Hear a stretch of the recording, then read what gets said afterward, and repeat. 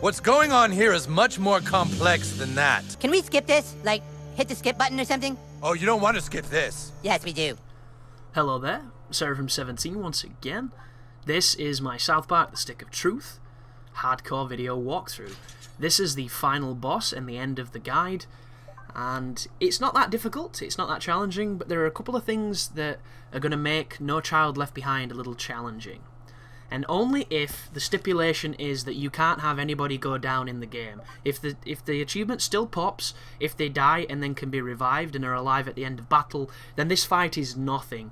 But under the stipulations that I've been playing with, this fight can be horrific. Because Jimmy's life, and anybody in fact with life that's around 3000, is not enough to survive some of the attacks what Kenny does, if they pick on them. And they do.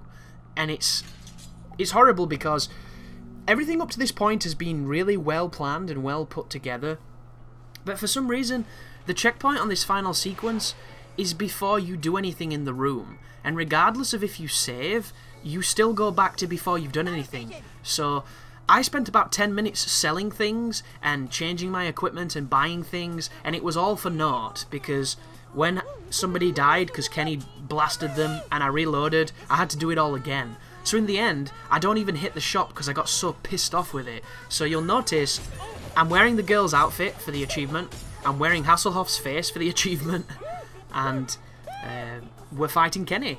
So surprise, surprise, Kenny is the last boss. And the fight is kind of strange.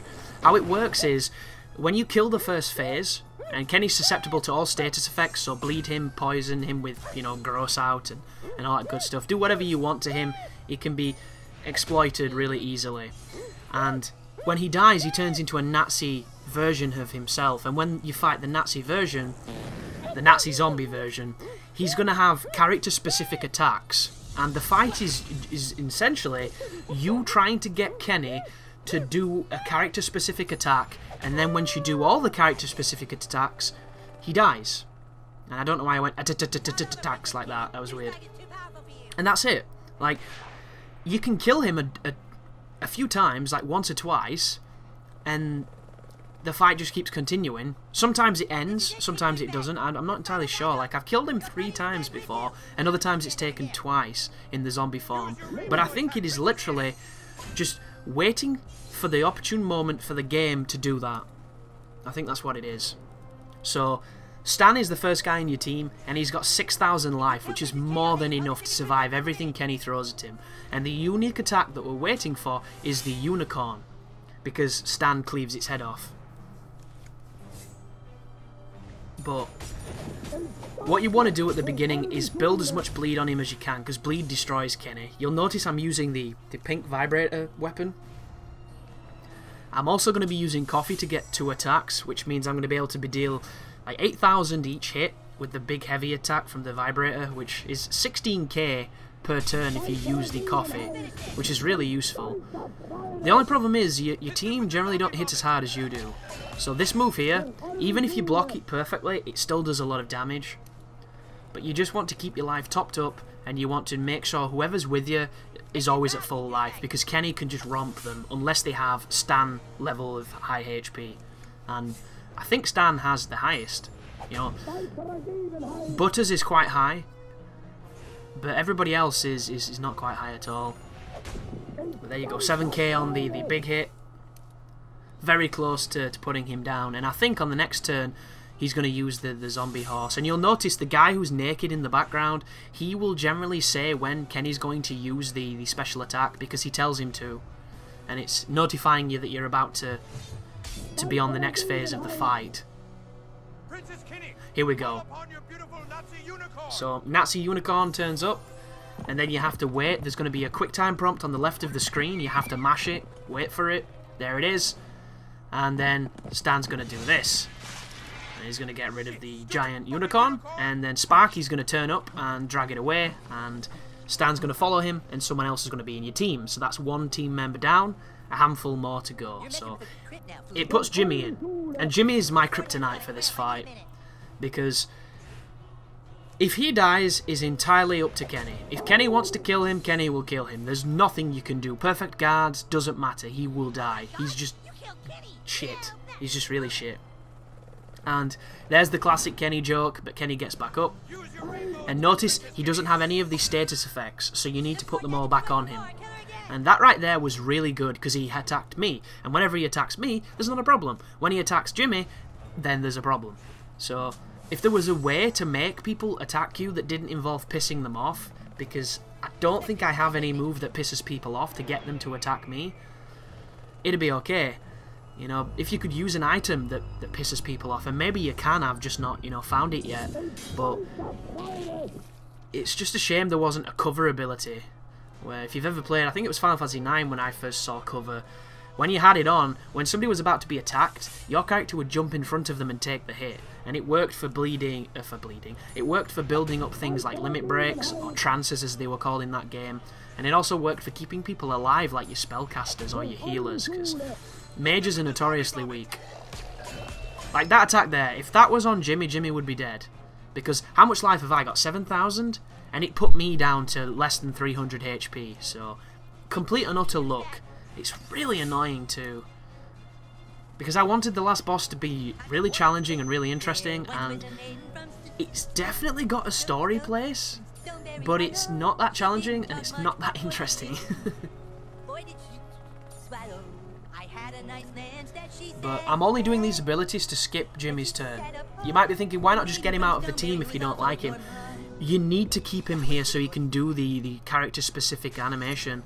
Because until Kenny does rats, I have to use him. And my strategy at this point was to get Jimmy over and done with as soon as possible, because he was the one who kept dying. And there are other people in your team that have low life, but for some reason Kenny just didn't kill them as frequently as he kills Kenny. Maybe he hates cripples. I don't know. But here are some pretty heavy hits from the dildo. And this is it. This is the Jimmy phase over. So wait for the prompt again and get ready to mash B, or whatever your button is. He's going to do the Pied Piper thing, and then he's going to go away, and we're going to get someone else. So that's 2 down.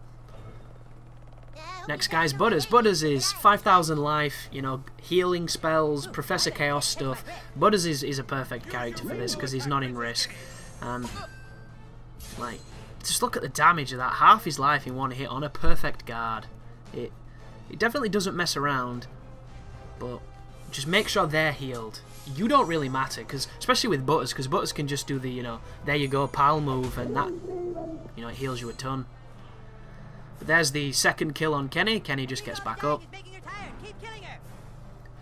And zombie vomit on Butters. You see that? That was a guard on one of them, I think, and then the other 2 were probably not guarded. Nearly killed him, but he's doing okay. Most important thing at this point is to keep his life up. And then when it gets back to our turn, we're just going to hit Kenny with more bleeding and more fire. So this Professor Chaos here, if you can get the shield, it'll make the rest of this laughably easy, because the shield is so powerful. And Kenny only has one multi-hit attack, which is the vomit, it seems. But instead, I get the Chaos Storm, which is not that useful. Here's the Rainbow Attack, easy to block, does a lot of damage though. I'm going to heal myself, and then I'm going to hit him with a ton of the bleed damage. So get his bleed up to 4. Or 6. Is it add 3 that we had on? No, it's 2. Oh, I'm using a different weapon, aren't I? I'm using the one that the game gave me where we get to throw it a ton of times. I don't know the name of that one. It's like a ninja throwing star. I got your back, yo. There you are, Butters proving his usefulness with his like friend hug thing. And then he's probably just going to do the hammer attack. Yeah. So the only people left is Butters and Kyle. Is this the... Yeah, this is it. This is Butters' phase done. Summons Death. Here's Death's cameo. He's Nazi Death for some reason. And then Professor Chaos kicks his ass. And then it's just Kyle. And then once we do Kyle's, we will get the prompt to kill Kenny and beat the game.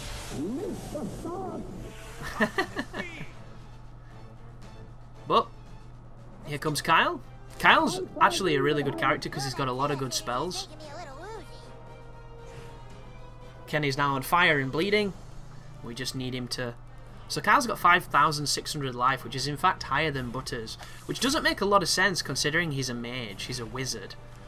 You know, Cartman's life is... Cartman's the fattest, and he has big bones, but he does not have that much life. So, strange that not only is Kyle a Jew, and he's skinnier than Cartman, but he's got so much more life, so he's so much more tanky. So Cartman is wrong in this game for Jews being inferior.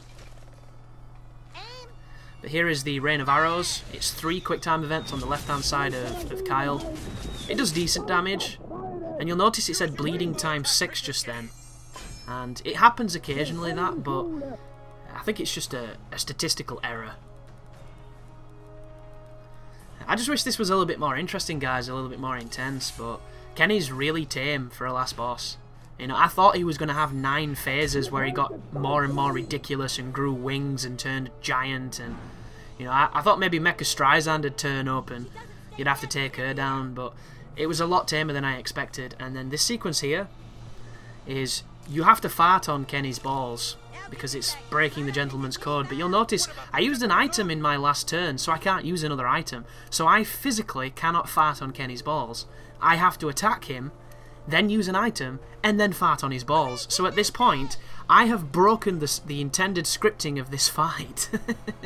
Which I thought was really funny at the time. But thank goodness it didn't fail me for not doing the wrong thing. That would have sucked. So, I throw a ton of weapons at Kenny. He does the Kenny's balls being exposed riff, and then I'm able to finally increase my mana and fart on his balls. And I nearly picked a bloody power potion then by accident. It doesn't matter what fart you pick, you just need to make sure your ass queef lands on him in the genitalia area, and you're done. So I go for the Dragon Shout, wait for the gas to appear, boom, and that's the end of the game, guys. So it should skip now to showing you the achievement unlocking, because I turned my notifications back on, which I always do at the end of the guide if there's anything worth popping, because it's just nice to see what you get. So there's 2 girls, 1 stick, nice little reference, and then there it is, No Child Left Behind. So thank you for watching the guide. I hope it helped, I hope you enjoyed it. If you're on the fence about checking out this game, it's definitely worth playing, even if it's just a rental, because it's hilarious and it's incredibly fun. And get ready for Dark Souls 2, guys, because it is coming, and you're going to be seeing a lot of it. So thank you for watching, and you take care now.